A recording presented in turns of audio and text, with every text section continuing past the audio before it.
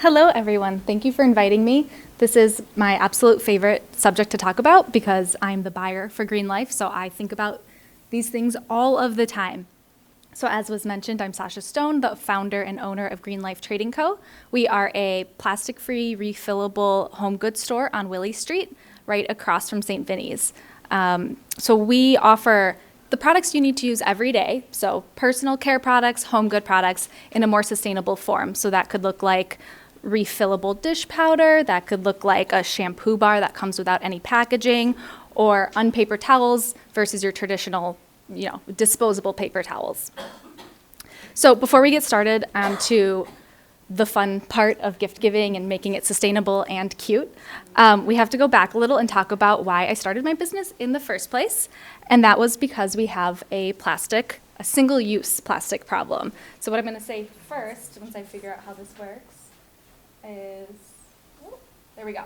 Plastic is really good, and I always like to start here because we get caught up between the difference of plastic and single-use plastics. So plastic is an amazing invention that has made life convenient and healthy and safe. Plastic is lightweight and it's easy to carry. It makes our food last longer. It's convenient, it never breaks down, and it's really cheap. So it's a really popular item that's going to continue to be manufactured.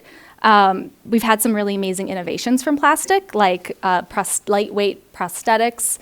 We use plastic pipes to get water to our homes safely.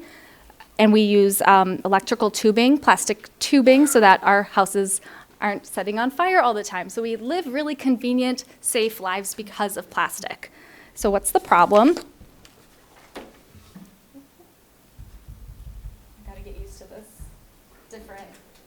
There we go. So the problem is that plastic was never designed to be recycled, and plastic was never designed to be used how we use it as a single-use item. So because of this, plastic is ending up in our ecosystems, and this is a really big, complex issue, and I'm not going to go very deep into it. We don't have time for that, and we want to get to the fun stuff. So I want to leave you with two takeaways about why single-use plastics are an issue. First is that animals do not know how to interact with plastic. They see it in their ecosystems, mainly water systems, and they get tangled in nets. They eat it thinking it's food, and then they die from that. And then they also transfer small amounts of plastic into our food system. So a tiny little fish is going to eat a tiny little piece of plastic. A bigger fish is going to eat that fish, and then that bigger fish is going to end up on our plate. So it's being reintroduced into our food systems.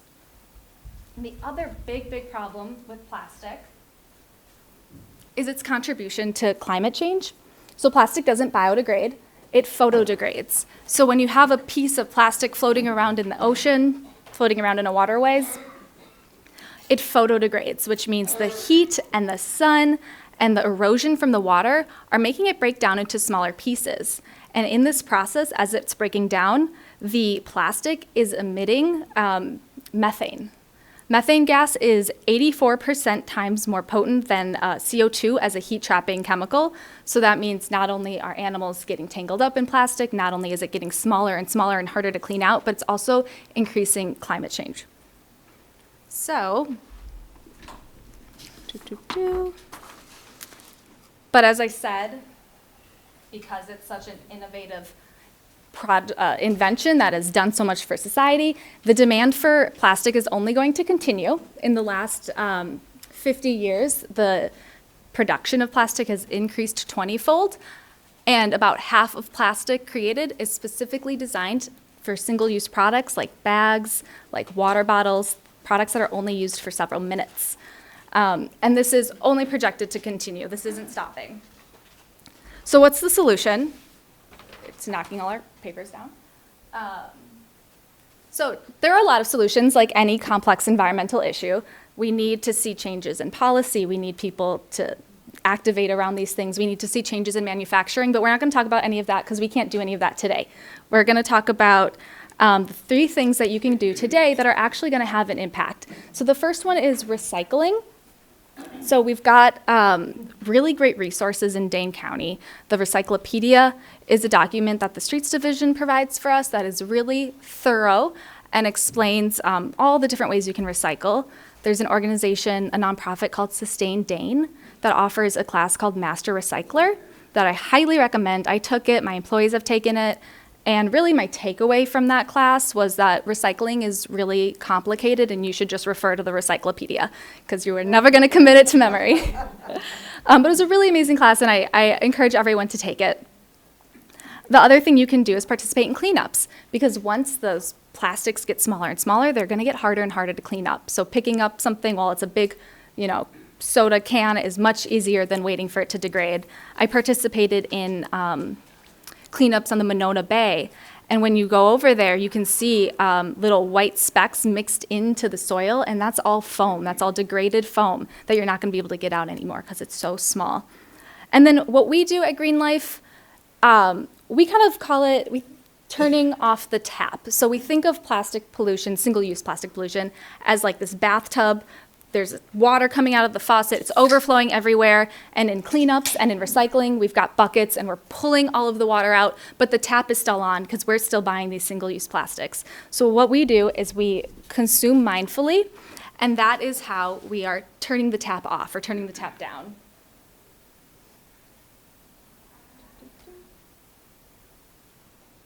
So you've probably heard of the term zero waste. At Green Life, we like to use the term low waste, and we do this for two main reasons. One is zero waste is unobtainable. As a human, you are going to create waste, and we don't like the idea of setting yourself up for failure before you even get started. The other reason is that it's an ableist term. Any person who wears contacts isn't going to be zero waste. Any person who needs a prescription refilled isn't going to be zero waste. My cat needs a medication that comes in plastic containers. So because of my cat's GI issues, I am not zero waste. So we like to avoid that term, and instead the ethos around the store is this. We are not perfect, and that is not the point. Whether you are a seasoned, sustainable consumer or are just getting started, it's important to recognize that we all create waste, and that's okay. We want you to consider making changes and setting goals for less waste. Not impossible goals like fitting all of your trash for the year in a small jar, but obtainable ones that you can strive for every day. So if you followed like the zero waste movement a few years ago, it was very popular to put all of your trash into one jar for the year. And it's just setting people up for failure. It's just not something you can really sustain. It's not something you can do regularly. And that's actually why I put a picture of our dryer balls here. Dryer balls are a great example of a small thing you can do that really isn't altering your life too much, but it's going to have a big impact. So dryer balls are these wool balls. You'll put 4 to 6 of them in your dryer instead of dryer sheets. And what they do in there is they bounce around and they spread your clothes, and it helps your clothes dry faster. And then all that moisture that is absorbed in the balls is released as steam. So your clothes are now getting fluffed and steamed, and they're going to come out not very wrinkly. And through this process, your clothes dry faster, and you can save up to $200 on your energy bill every year by not drying your clothes for as long. So it's a really simple thing you can do, just putting them in your dryer, and you're saving some money on your energy bill.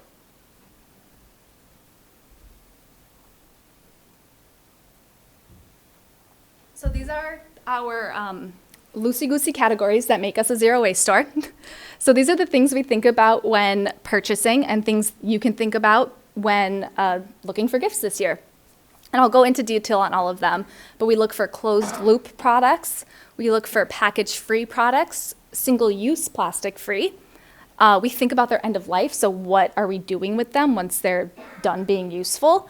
We look for concentrated products and palm oil-free products. So everything kind of falls into one or two categories, but everything we sell is palm oil-free. We don't offer any palm oil in the store, which we will talk about later on. But this is kind of our guiding principles for how we purchase.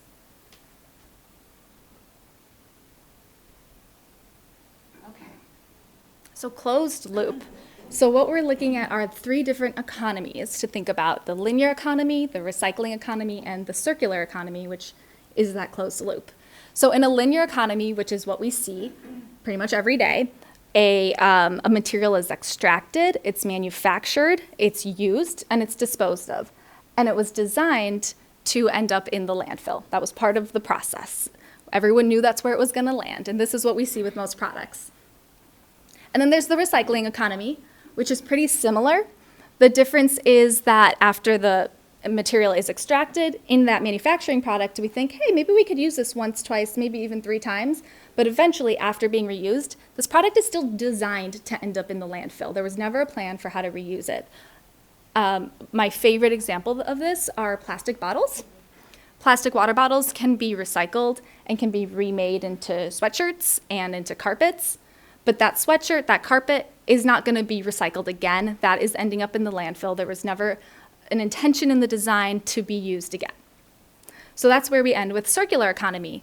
We have an extracted material, and in that design process, in that manufacturing process, the material being used again and again and never being degraded enough so that it would end up in the landfill is part of the design.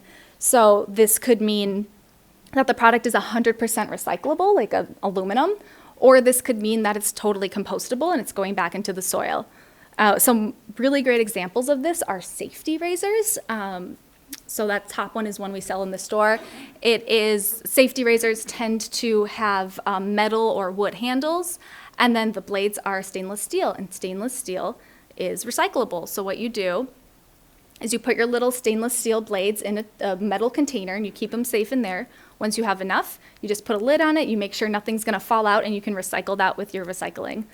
And so that's a great example of a circular economy. Nothing is going to the landfill with your safety razor.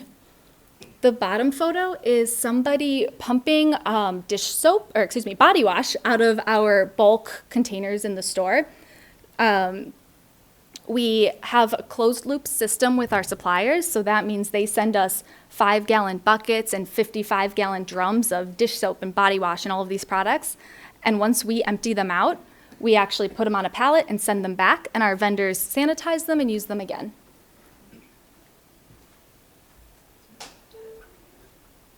Package-free products. So you can come into the store and buy a lot of products without ever having to buy any retail packaging. That doesn't mean it comes to us without any packaging. Things don't magically appear from point A to point B. We still have to package them up. So I love this first photo. It's an example of how our shampoo bars come. So they come in these cardboard boxes. There's no wasteful packaging, but the packaging they're in is getting degraded by the soap. So this box, this paper, can't be recycled and can't be reused again. But we have a really great partnership with our friends at Greenbox Compost. And actually just noticed you can see their green box in the back of that photo too. And they take all of our degraded paper for us and they use it in their composting system. The top photo on the other side is a laundry balm. So this is a locally Milwaukee-made product. The brand is Viren Apothecary. And this balm is meant for cleaning your washing machine. Or you can use it to laundry strip, which is a really fun process of taking your old clothes that the ink is kind of bled and they're looking kind of grungy. And you can laundry strip them by dropping this balm in some hot water with your clothes and letting that sit all day, 3-4 hours, and just agitating it. And that's going to get all of that ink out, and your clothes, your sheets are going to look like good as new. But the reason I wanted to show this in our package-free system is because we have developed a relationship with the maker where every time she drops off more products in cardboard boxes and crates, we're returning to her all of the boxes and crates she left last time. So there's no new packaging being brought into this equation. And the bottom picture is our bulk bar soap that just comes in just a little piece of brown paper packaging it, and then you can cut as much or as little as you'd like and leave the store without any retail packaging at all.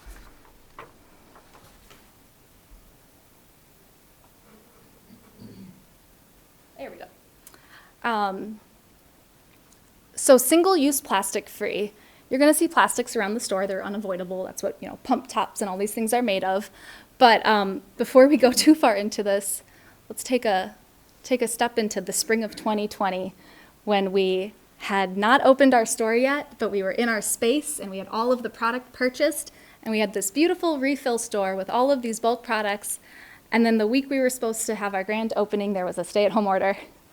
So we had to figure out a COVID pivot like all the other businesses around us were doing, and we decided to start selling bulk products online, which we never intended to do, but was a really great development. I'm so glad we did. So this pouch that you see here with sunscreen in it, it is our refill program, or excuse me, our return program. So we send Our refills, because we ship to the lower 48, so we send them in these pouches, and alongside them is a return mailer, so customers can empty this pouch out into their containers at home and then mail the pouch back to us so that we can reuse it, sanitize it, reuse it 8 to 10 times before we have to dispose of it. And so this method was not what I originally thought we were going to go with. I did not think we were going to end up using a plastic pouch, but we looked into aluminum, and a lot of our products reacted with the metal, so that wasn't going to work. We looked into glass, but glass is so heavy, and that is adding to the carbon emissions of that product when you're shipping it in a heavy glass container. And it's also very breakable, and we don't want to have angry mail carriers. So we ended up going with a plastic pouch program. But we love glass for our local economy. We take donations of glass jars, we take donations of wine bottles, and these are things that we have in the store, so anyone can just grab a free container and fill up. If you're interested in donating, we are always looking for glass containers. We take Bordeaux-style wine bottles, which are the green ones with the shoulder, and we take tote bags as well. So if you hop onto our website, there is a sustainability tab, and under that is a free cycle tab where you can find all the information of what our guidelines are for making donations. And we really appreciate that. We are always running low on the free jars. So we collect the the wine bottles for our friend Safi Sana gift idea. Safi Sana is a local woman-owned specialty olive oil and vinegar company. It is like the only olive oil I will drink now. It is, I don't drink it, but use. It is so good. And so Safi has a zero waste program where they collect these wine bottles from us and from other local businesses. They sanitize them and then package their oils and vinegars in them so that they can offer a zero waste line. And then that last photo is a picture of our lip balm. Most lip balm comes in a single-use plastic tube that is half air anyway. Ours are made out of a post-consumer recycled packaging, so that means this packaging has already been recycled, and once it's done as a lip balm, it is a compostable tube. And we have the same guidelines for how we do things behind the scenes where you don't see what we're doing. So this is a photo of me returning that pallet of empty drums back to our vendor. The shrink band, the pallet wrap I have around that is actually compostable. And then this other photo here is a project we started doing this year. So we receive a lot of paper from our vendors because they're not shipping us bubble wrap, they're not shipping us, the styrofoam peanuts. So we get a lot of brown paper and we send it out in our shipments and we use it in the store and we find creative ways to use it, but we still have like boxes of this stuff. So this year, to help make our gift boxes look extra fun, we laid out the brown paper and we watercolored it, let it dry, and then we shredded it and we made like this fun fill. So if you're making any gift boxes or if you are doing corporate gifts, this is a really great way to like add a little fun and just be reusing stuff you already have. You can ask us for paper, we will give it to you.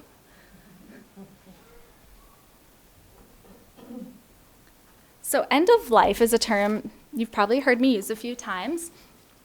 This is what happens to products once you're done with them. So a lot of our products, they're consumable. You don't need to know what to do with a bath bomb. You've already used it. But a lot of products, you will end up needing to get rid of when you're done with them, like a toothbrush.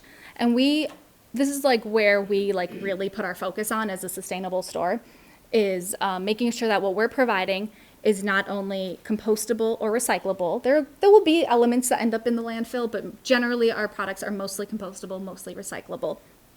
But where we're really passionate is making sure that you know how and where to get rid of these products properly, and that you have access to compost if it's not something you do at home. So this is a photo of our web page, our product page of our toothbrushes. It looks pretty normal, but if you were on our website and you scroll down, this is what you would see next. You would see where to dispose of the item. So it would say industrial compost, compost in your backyard. I honestly don't know why this one only says compost. I should fix that. Recycle, landfill, incinerate is even an option for some silicone products. And then we tell you how. So every 3 to 4 months, you'll want to replace your toothbrush. And this example, a toothbrush has metal staples on the inside. So we ask that you remove the metal staples so that we can compost the bristles and the handle, and then you can put those metal staples in your small metals recycling with your safety razor blades. And the reason we ask you to do this is because we have a in-house composting program. So anything you buy from us that is compostable, when you're done with it, you prepare it properly to be composted, and you bring it back to us, and we will compost it free of charge. That is just a service we provide, as long as you prepare it properly. We also have a composting program with our friends at Greenbox Compost. So a traditional compost pickup program would be you leave your compost bucket at your door, and then they come every week, every 2 weeks, and swap it out. Instead, we have a program where everyone comes to Green Life every 2 weeks. While you're dropping off your bucket and swapping it, you get some discounts in store. And because Greenbox is only traveling to one location, it's a discounted rate. So if you're interested in learning more about that, I brought some postcards, and they're on the table back there. Thank you. Yes.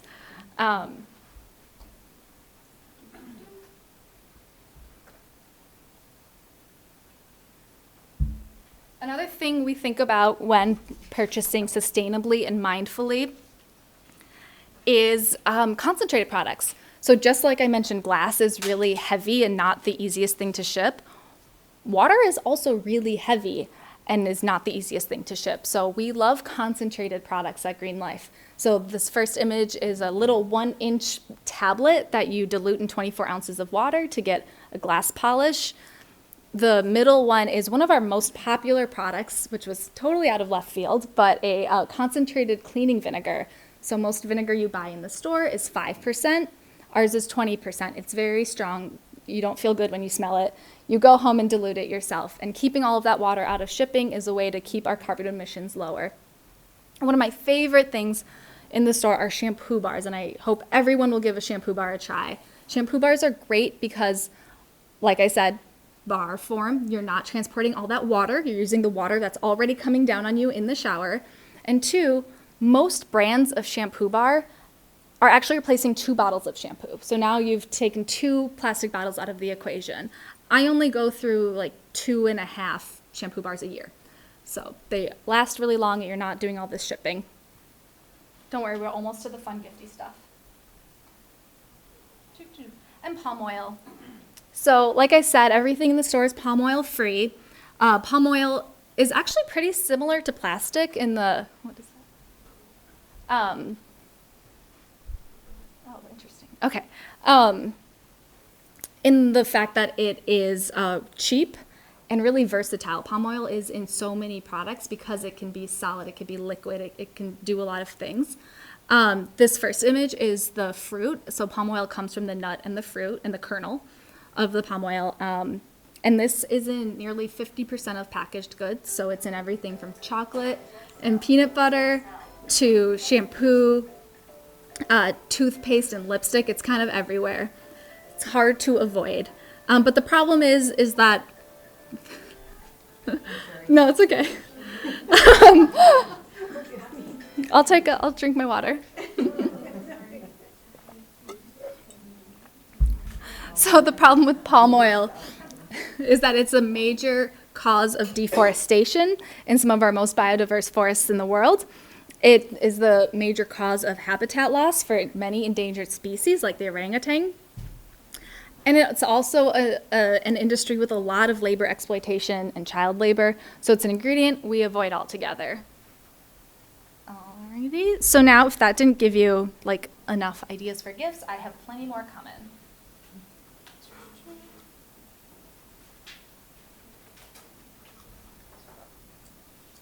There we go. So experience gifts and gift cards are some of my favorite things to receive. I think experience gifts are great for people who live out of town. This first image is not an item we sell in our store. This is a city tin, so you've probably seen them around town. I think Olbrich actually sells them, but they are little tins with coupons from all different local businesses around town. And it's a really nice gift because then they can use it throughout the year and then text you when they used a piece, and they think of you every time. For every year for my husband's birthday, my mother-in-law gets him a gift card to a restaurant, and then I get to go on a nice date. So And then we get to call her and tell her what a nice dinner we had thanks to her. So it's always really nice, especially when people are far away. That upper image of the bird patch is from an organization called Bird Collective, which is one of the best gifts that, again, my husband ever received. It was one of our friends subscribed to the Bird Collective, and so every month they were making a donation on his behalf, and we were receiving a really cool bird patch in the mail. And now we have like a dozen bird patches that we don't know what to do with, but they're very cute. And that's a great gift because every month you just get a little fun surprise in the mail, and then a donation is being made to an organization that they care about.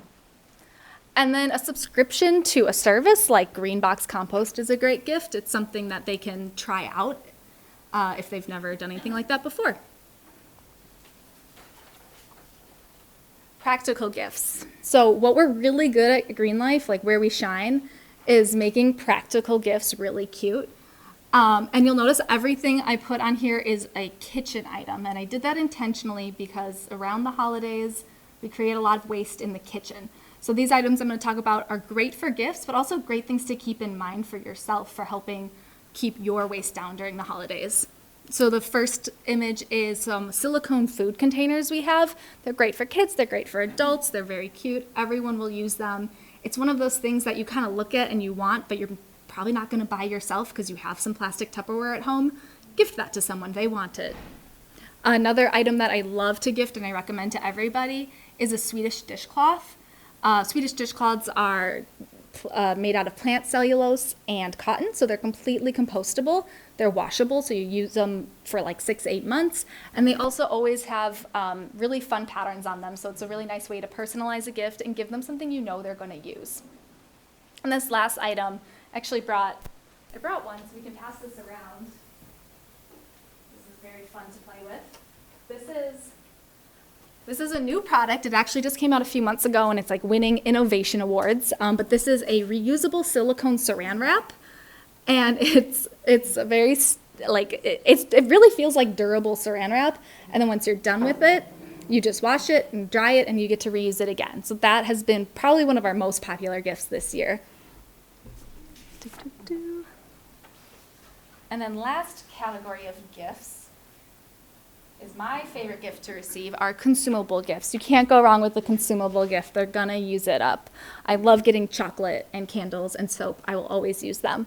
One of my favorite things to recommend to customers are shower steamers. People sometimes think about giving a bath bomb, but you don't know if somebody actually even likes taking baths. But we're all taking showers, I hope.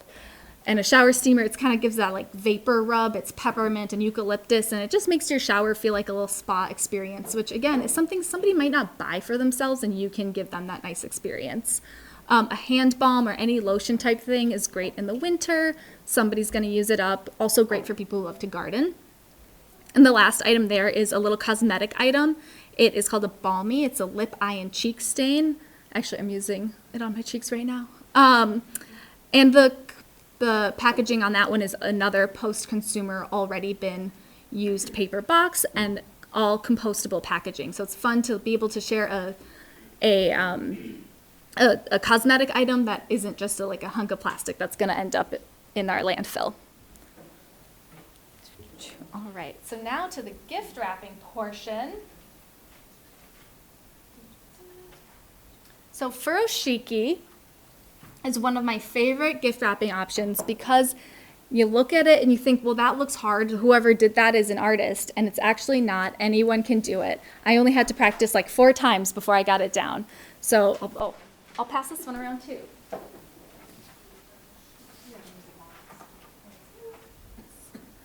So furoshiki is the Japanese art of wrapping gifts in fabric. So you can use anything. I used here one of the bandanas we have in the store. You can use just a hunk of fabric you find. You can, gift someone a tea cloth and have that be part of the gift. The wrapping method I did on this box is that last one. But the cool thing about furoshiki is you can wrap anything. So here it's showing you how to wrap 1 wine bottle, 2 wine bottles in a box, but you can Google furoshiki book, and there's a specific pattern. You can Google furoshiki backpack, and you can learn how to turn it into a little backpack or a purse or a cylinder, or you can even say weird shaped item, and you will find furoshiki patterns, which is really fun, and they're really cute. And then the furoshiki wrap, this might sound awkward, but you can ask for it back. If you like that piece of fabric, you can say, hey, I'm taking my gift wrap back. It's not as tacky as it sounds, depending who you're sharing it with. And then one of my favorite things about my job is getting to make gift wrap part of the gift. So this is something we do a lot in the store. When we're making gift boxes for our customers, we know they don't want just a cardboard box with some paper fill with some products on it. They could get that anywhere. So what we strive to do is make the whole thing of the gift, the container of the gift. So what we do is we start with the vessel and we decide how to fill it up from there. So this first image is our advent calendar. This is actually the ice cube tray we sell. And one day we were just looking at it and we're like, those little squares look like they could hold some cute little samples in there. And then a lot of labor later, it turned into one of our most popular products this time of year, which is the advent calendar. And I brought one, I could pass it around. This one is kind of delicate. You don't want to push it up from the bottom or you'll reveal all the gifts. They're secret. So that's one. And then the other one I'll pass around is called the Winter Survival Kit.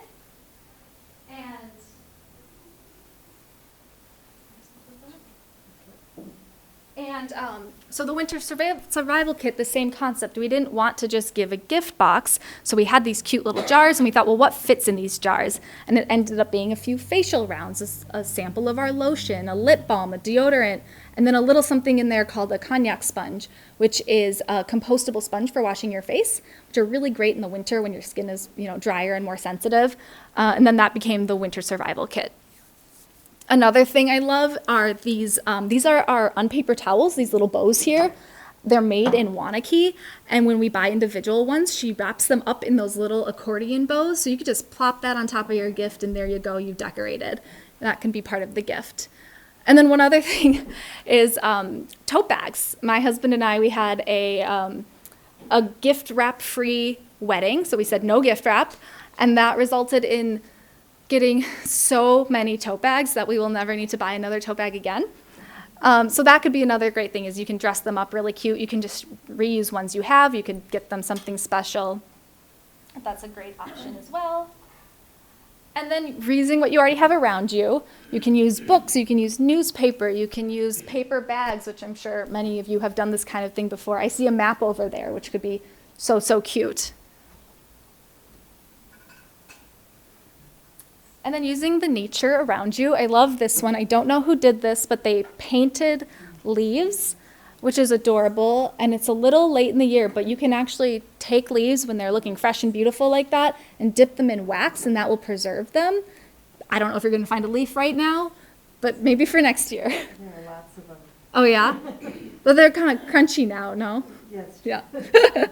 So another thing I like to do is whenever someone gets me flowers, once they start wilting, oh, and feel free to, open that up and tear it apart. Once they start wilting, I pull out all the good ones that I know are going to dry really nicely, and I save them for exactly this kind of thing.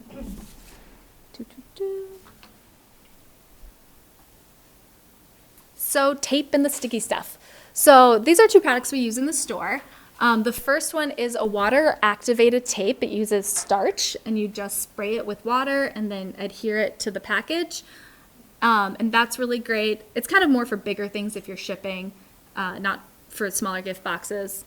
And then we also, which I see you have here, have washi tape. Washi tape is usually compostable, usually recyclable. I wasn't able to link any brands because I didn't find any that sold directly to consumers. These are from a company called No Issue that we use at the store so that we're shipping sustainably at all times. And then making your own glue. This is something we ended up doing around this time last year. We did a big, I don't even know how to describe it, but we did this big window display where one of our employees glued all these little things onto some cardboard, and this glue has held up, and we still have it. It's not in our window anymore, it's in storage now, but the things we glued with this are still holding up great. So making your own glue is also a great option.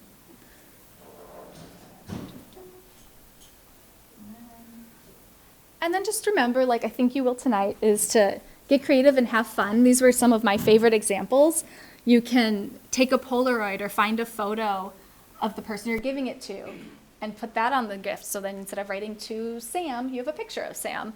I love that this person in the middle, they painted on bows instead of putting bows on. And then the last one, they used pine boughs and they used a stamp. And they're probably just using paper shopping bags to wrap these gifts. And lastly, if you do need to buy some ribbon or some gift wrapping items, these are some companies I recommend. The first one is Cream City Ribbon. They are in Milwaukee. They are a sustainability focused company. They use a water soluble adhesive. They use soy ink, and they're just sustainability is part of their whole deal. They were just on TMJ4, so if you look them up, you can see their big ribbon making machines, and it's a very cool process. They use like 100-year-old machines. Rapperly is not a local brand, but that's what we ended up using for our advent calendars this year. It's like a nice compostable crepe paper that's really easy to work with. I believe they're based in Hawaii. And then Swath is another Milwaukee-based brand, which I think you should all look into. They're a really wonderful company. It's another form of gift wrapping with fabric, but she adheres these ribbons and kind of teaches you how to make these really fun patterns. And they're just a really wonderful company of really nice people. So I think that's all I have. So thank you all for coming. Please visit us online or in store, and thank you for letting me talk about my favorite subject. And please let me know if you have any questions.